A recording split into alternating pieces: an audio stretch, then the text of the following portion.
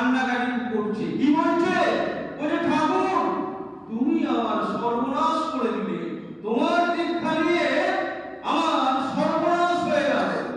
বলছে কি বলিস রে মনি, আমার দীক্ষা নিয়ে তোর সর্বনাশ হয়ে গেল? তা তোর কি কি সর্বনাশ হয়ে গেল রে মনি?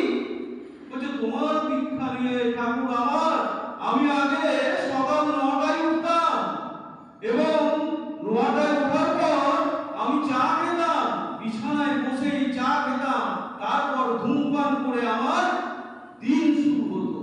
তোমার দীক্ষা নেওয়ার পর আমি প্রত্যুষে উঠে প্রথমে ইষ্টবিধি করি, তারপর আমার বাবা মায়ের উদ্দেশ্যে প্রণাম করি, তারপর আমি থানকুনি পাতা খেয়ে জল খাই। কি সর্বনাশ আমার হয়ে গেল মনি, তোর আর কি কি সর্বনাশ হয়ে গেল? বলছে ঠাকুর আমি আগে বাসে ট্রেনে উঠতাম, তখন কোথাও ফাঁকি মারার চেষ্টা করতাম, কোথাও টিকিট দিতে যেন না হয়, টিকিট কাটতাম না।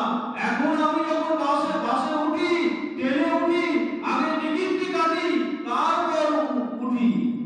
ফাঁকি দিলেই ফাঁকে পড়ে। তোমার কাছে শিখেছি। তোমার দীক্ষা নিয়ে আমি আর কি কি সর্বনাশ হয়েছে রে মনি তোমার?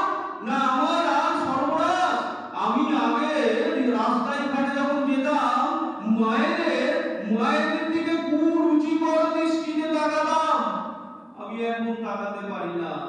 তোমাকে জেনে আমি বুঝেছি প্রতিটা মেয়ে মায়ের আরেক রূপ, সেই শ্রদ্ধার সঙ্গে